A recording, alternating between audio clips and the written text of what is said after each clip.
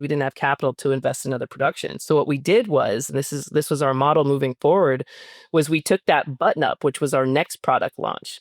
And we did videos with our friends, immediately that thumbs-stop social media like hook that was like, do you ever have this problem? Showing that massive chest gap, Our videos were so humorous and relatable and people just loved it. And so going from like a whole year of no sales to doing 30,000 in 3 weeks from one color button up was a big deal for us back in 2016 now at this point. So we knew that that was the way we were going to, bootstrap this brand. It's the e-commerce master plan podcast, here to help you solve your marketing problems and grow your e-commerce business. Cutting through the hype to bring you inspiration and advice from the e-commerce sector and beyond. Here's your host, Chloe Thomas. Hello and welcome. It's great to have you here. Thank you for hitting play and choosing to listen to one of our inspiring guests. I love to give a little shout out to the listeners who are kind enough to take the time to post a review of the show, and I've got one of those to do right now. Huge thank you to Mama Kai, I hope I'm pronouncing that right, from the UK, for your 5-star review and rating on Apple Podcasts. You're giving it the title, Making Me Money Easy 5 stars. I mean, what more do we need, quite frankly? And then in the review, you said, thanks so much, Chloe, for the pod. I love it. So good. Makes me money each time I listen to it. How cool is that? Well, Mama Kai, very cool having you listening. And thank you so much for taking the time to put that review on Apple Podcasts. If you would like a shout out at the start of an episode, then just go to ecmp.info/review to find out how to leave us a review.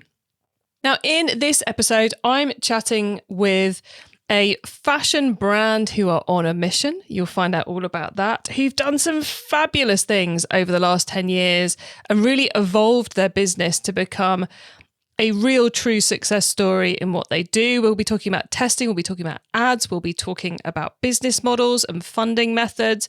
We will be talking about where you base your business, how you expand overseas. There's loads of cool stuff. And our guest is just super inspirational as well. So grab yourself a cup of coffee and a nice biscuit and enjoy this one. Please listen to the end of the episode so you don't miss out on my guest's top tips, which are brilliant too, and my own take on this episode. Have you yet downloaded our ebook? To celebrate reaching episode 500, we've created an epic e-commerce success-focused ebook for you, packed with 500 top tips about how to make your e-commerce store more profitable, featuring the advice of many, many past guests alongside industry experts and many of you as well, our listeners. I've checked every single tip and organised the whole thing into sections for you, making it super easy to dip in and dip out and take inspiration as and when you need it. This ebook needs to be sat on your desktop or even printed and sat on your desk. Download your free copy right now at ecmp.info/ebook. Get 2024's most valuable e-commerce ebook now, ecmp.info/ebook.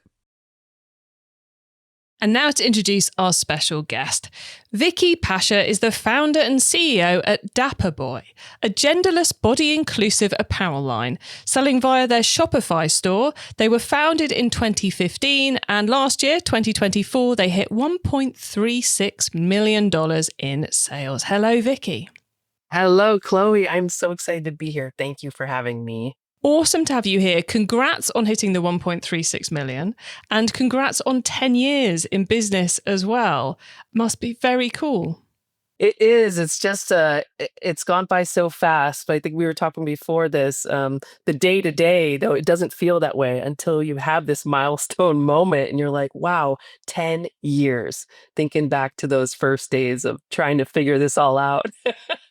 So how did you get into e-commerce? Was it with Dapper Boi? Was it before Dapper Boi? What's your own e-commerce journey? Yeah, it was with Dapper Boi. Dapper Boi really started with my own personal journey, shopping in the men's department, not made for my booty. in my curves.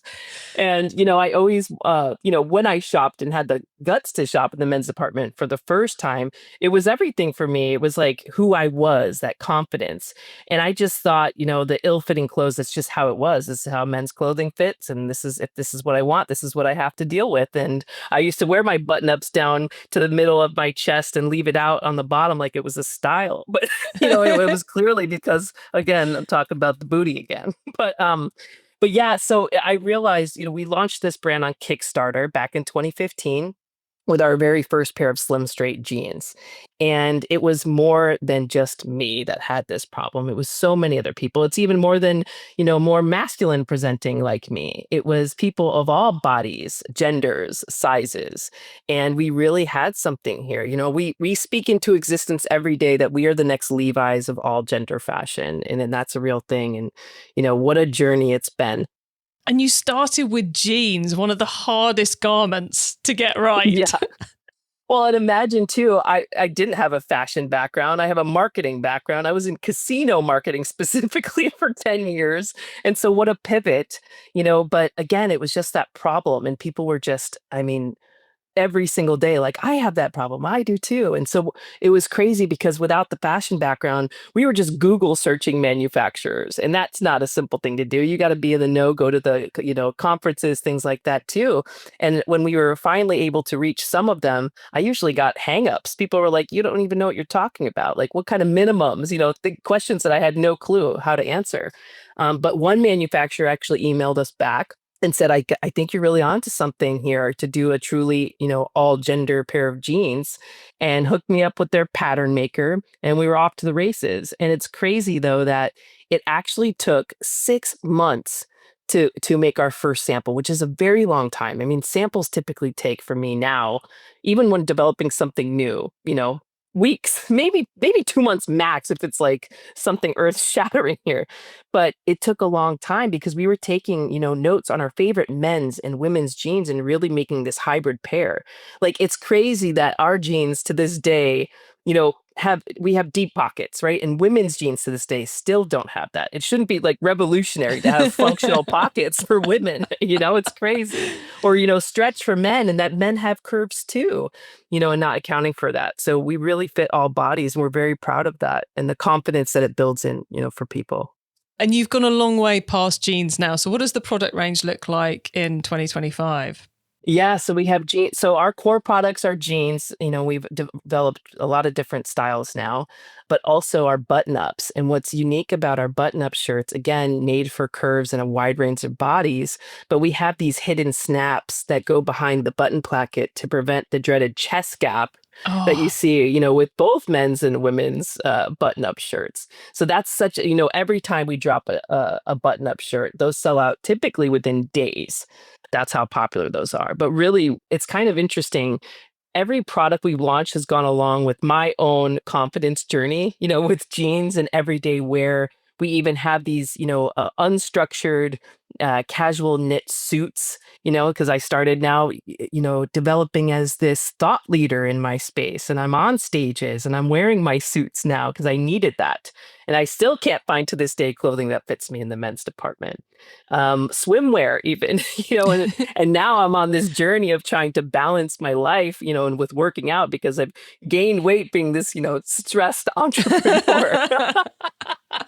But my whole life I was actually an athlete. And so I'm going back to the gym and I'm realizing my wife is like, your Dapper Boy clothes don't match your gym look whatsoever. I'm just like this bum. But now, we're about to launch that line and I feel so much more confident just even at the gym. So I'm feeling like I'm finally hitting that balance. And so all of our products have really gone along with my own personal journey. That's kind of so cool. You needed a new wardrobe, so you built an e-commerce company. Exactly. Wild. Completely wild. Now you started in the US. Where are you selling to now? Are you selling globally or are you selling purely to the US at the moment? We are selling globally. We actually have quite a few customers in the UK and actually throughout Europe and Canada. And so, we're we're expanding, which is exciting. Right now it has been challenging because, there's a lot of duties and things like that. And our customers outside of the US are always emailing us like, when are you going to come here? Because it's a fortune. Like sometimes we'll get packages back, because the duties sometimes outweigh the price of the product.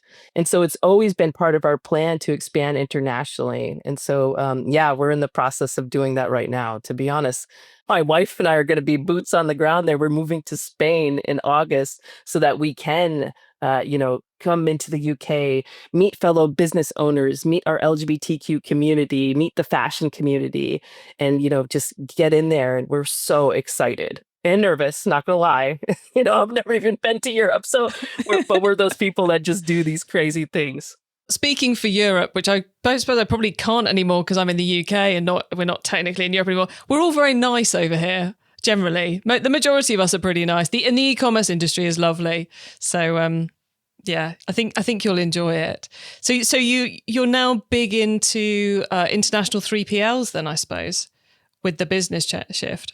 Yeah, and we're still working through that process. We are speaking with a company right now and contemplating if maybe shipping out of the Netherlands may be our best bet, just because the port size there and might be easy to ship throughout all of Europe from that location. But that's all still we're talking about literally right now.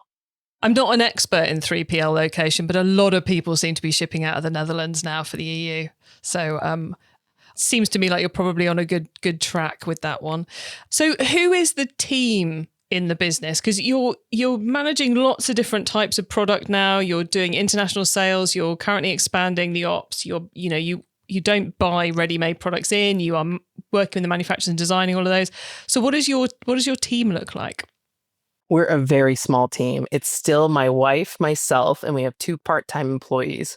We do have some outside contractors as well, as in, our paid ads media team. We do have a local content team, that shoots a lot of our social media content, and an accounting team. And that's it. We're bare bones. But we're proud of what we produce. We've learned every aspect of this business from the ground up, and we're so much much more confident now, in the decisions that we're making as we expand and scale this brand.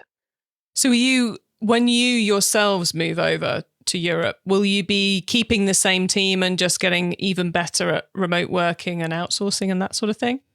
Yeah, it's been interesting. So actually today I'm having a meeting with somebody that is here that can kind of manage the overall operations.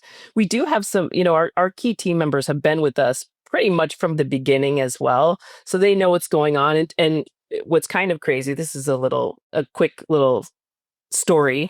We actually invested in our part-time team members to start their own 3PL here in San Diego, Ship City. And so they ship all of our product, which is really cool. So they will still be doing that.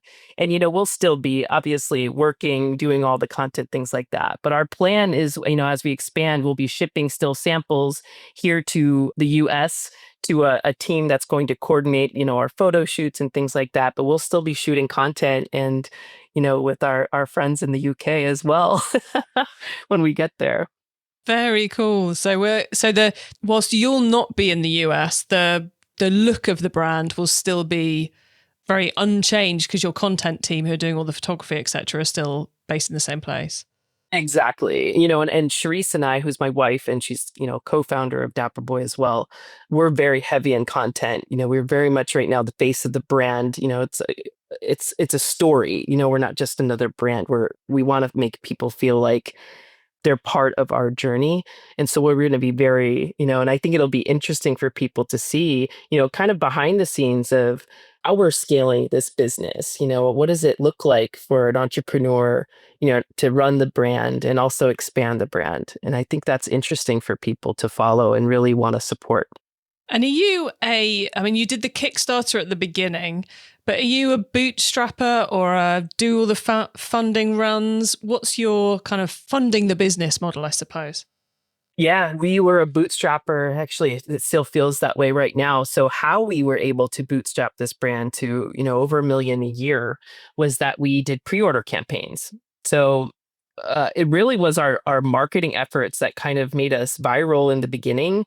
We were afraid to have fun. Our brand is not a, political movement by any means. This is really about confidence, and people feel like there are, that we are their friends.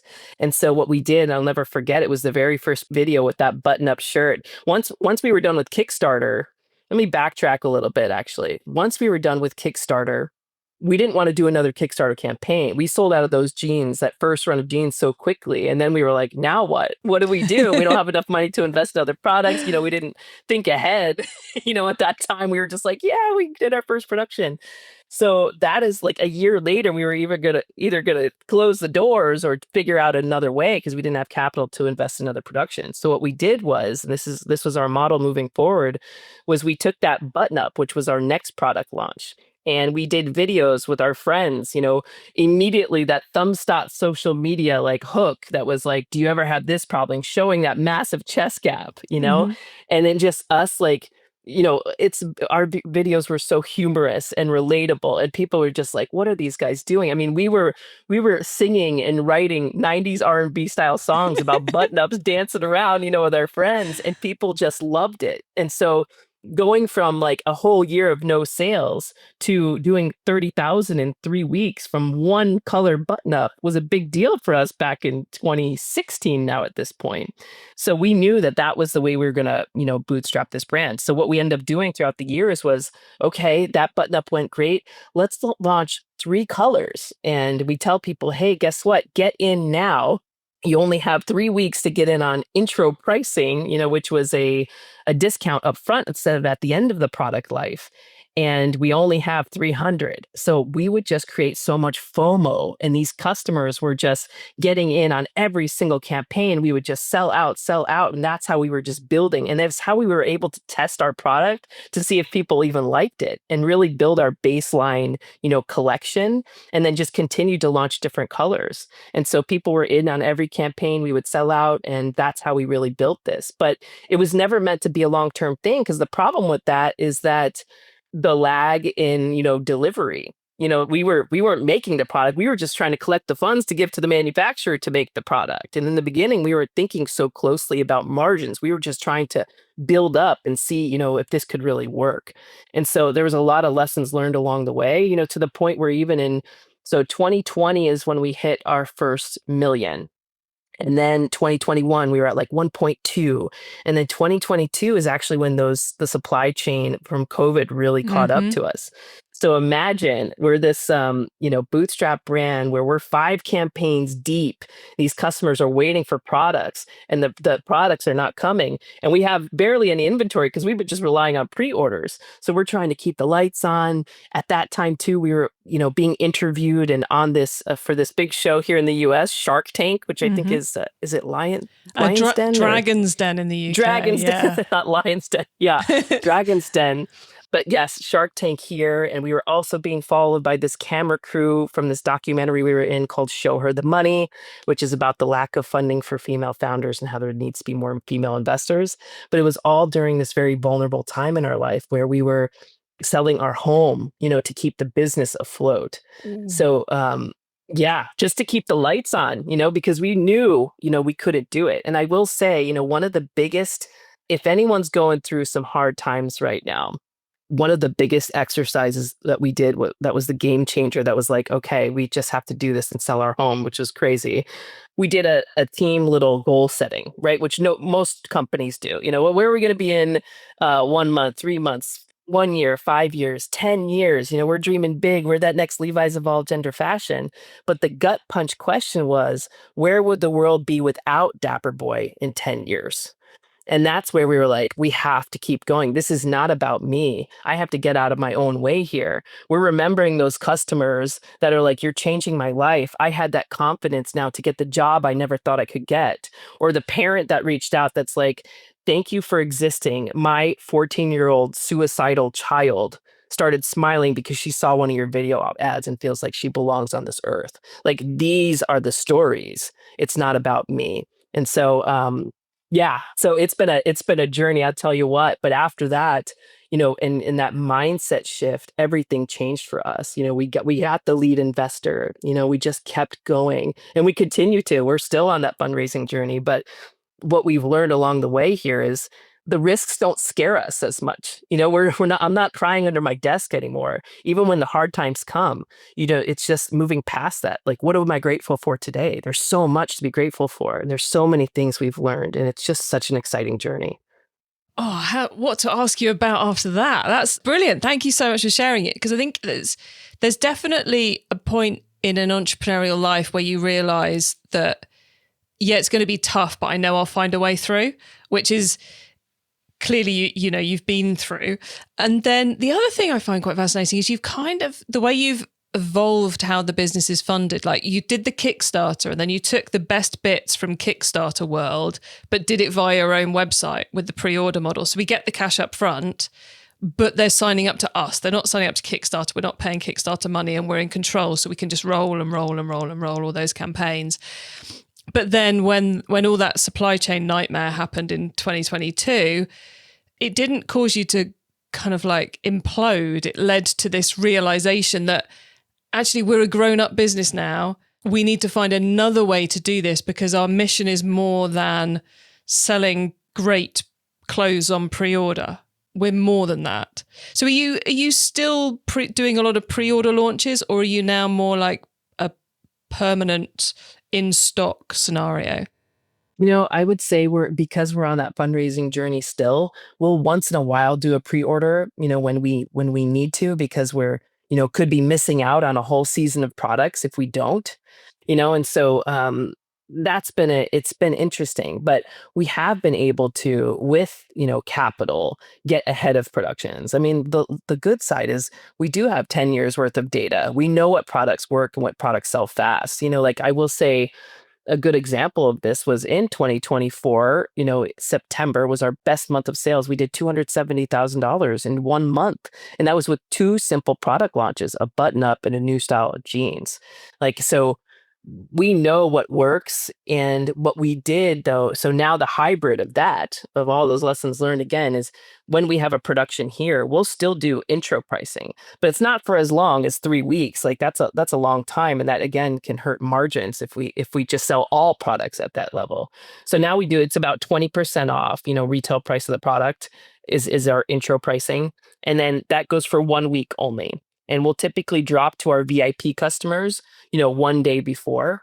And that typically is actually the best day. We have a 51% repeat customer rate in a world where, fashion e-com strives for 28. And so these people, especially our VIP customers, they're coming back over and over and over again. So what we've learned, even in the last few months here, is, because we were testing the market with paid ad spend, and because we're really trying to go above and beyond the LGBTQ community. We're a mainstream brand because we're solving a problem for so many different people. And so, with that, we were testing different markets. We're testing, plus size men or athletic men. We're testing, same on the women's side, plus size, also athletic bodies, as well as the LGBTQ community. So there's a lot of cost involved with that as we're testing these things, but we've learned so much with that. I digress. I think I went away from your original question here. I got off my own tangent, but I did have a point to what I was just saying. No, it was really fascinating. My point was around like moving away from the pre-orders. I loved what you were saying about how the pre-orders enabled you to learn so much about the audience, because you're so focused. You're not focused on the whole range, you're focused on one thing. So you really get to grips with what is and isn't working as you're running through that, and how you've pulled that into the wider business. You mentioned your VIP customers there. And I think everybody gets the concept of VIP, but lots of companies manage it in different ways. So is yours a subscription? They pay an amount per year to become a VIP? Is it people who you've tracked the lifetime value of, and then you just bump them up to VIP, and then they're an email list? Is it a loyalty program? What's your kind of the nuts and bolts of your VIP scheme? Yeah, sure. We wanted to make it attainable. I think I was thinking about in particular the Sephora kind of model, and I love going up there and getting my little birthday gift or, whatever it is, but it's attainable to get VIP levels. And so we wanted that. So right now we use a program, Loyalty Lion, which I think is actually a UK company.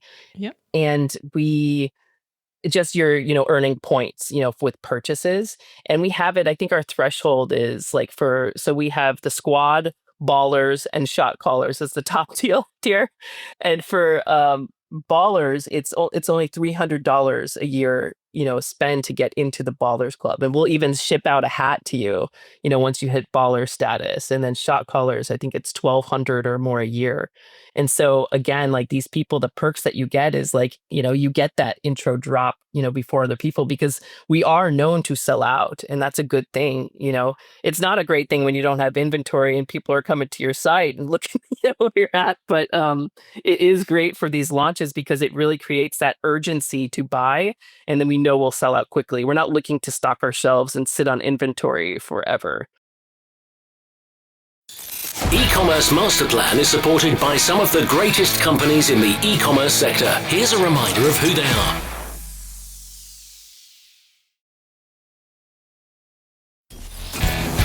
It's time for the top tips round. Okay, I love this section because it gives me and our listeners some really quick ideas for taking our business to the next level. Vicky, are you ready for the top tips? Yes. Yeah, absolutely. Okay, the book top tip. If everyone listening to this podcast agreed to take Friday off and read a book to make their business better, which book would you recommend? 10x is easier than 2x by Dan Sullivan. Yep, our friends went, we actually did a retreat just to read this book. And it's incredible because it's just, again, that mindset. Like you can put in all a 2x effort and only get 2x results.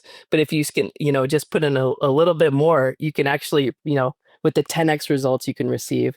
It just completely changed our mindset. Like we need to hire, even without capital right now, I'm going to hire this assistant because we need to scale the brand. We need to hire people that are smarter, even if it costs a little bit more, because the results from that are going to be immense for us.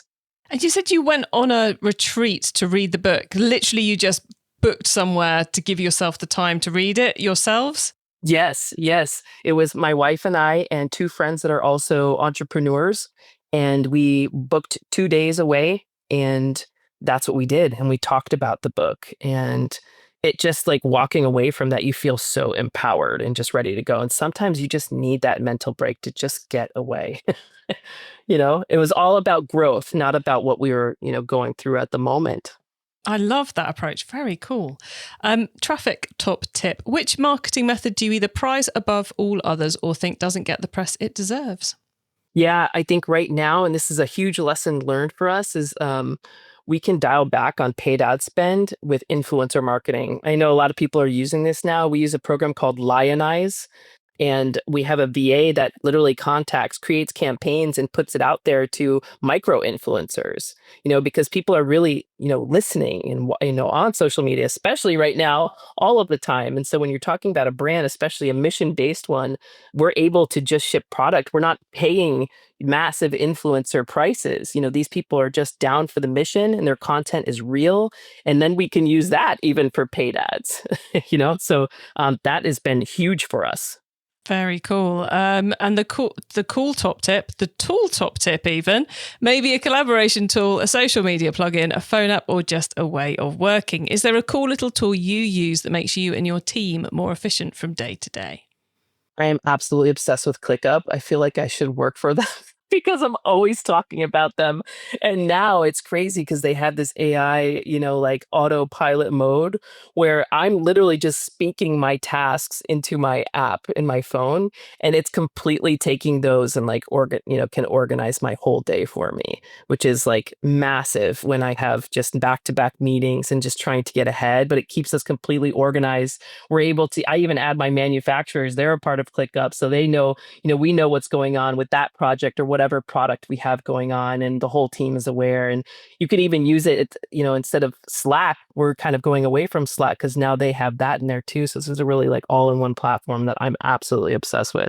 Oh, nice. I'm going to have to go and have another look at ClickUp. Clearly, it's evolved since the last time I did, so loving that one.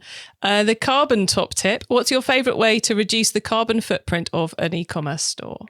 Yeah, it's a carbon neutral shipping that we currently offer, on all orders. And it's just something so like the customers, it's built in and they don't have to think about, but it's something they offer and they just know that their order is offset. So you do that for all orders, or is it like an upgrade? They can tick a box to go carbon neutral. It is for all orders, and I think for us too, it's really important because we're not like a fast fashion brand.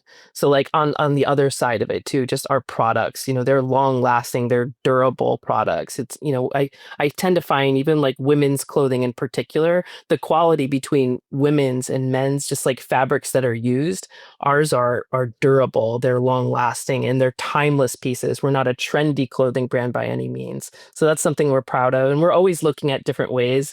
And I know I'm excited, when we go to the UK in particular, I know sustainability is massive and huge there and is of utmost importance. And it is to me too. I'm a vegan, that's a personal story here too. So I'm really excited to look into what kind of options I've seen, shirts made of fruit, like it's so cool. And I'm looking forward to learning so much more and just adding more and more to our line. I know we're even right now, just changing from a poly bag to, a recycled material. So we're looking into all those avenues right now. I love it. And you're so right that the product part is so huge, when you're not trying to have loads and loads of stock on the shelves all the time. So you're not running out and so you're not ending up with waste, and you're, creating products that last through the seasons. It's year after year as well is always so important. So love that you brought that up there, Vicky. Now, before we say goodbye, would you please let the listeners know where they can find you and your business on the web and social media? Sure. So on Instagram, we're Dapper Boi, and that's with the I at the end, not a Y, Dapper Boi. And then if you'd like to follow our personal journey, my wife and I have an Instagram called Meet the Pasches, Pasche. And you can see a lot of like behind the scenes of us building this brand, and there's some family shots in there too with our twin 7-year-olds, and especially as we're venturing out to Spain, which is wild. But then also our website, www.dapperboi.com. TikTok is Dapper Boi Squad. Brilliant. Love that. And Vicky, thank you so much for coming on and sharing so much with us. We really appreciate it. And I wish you all the best for the move. And do let me know when you're in the UK. We'll have to catch up. Yes. Thank you so much for having me.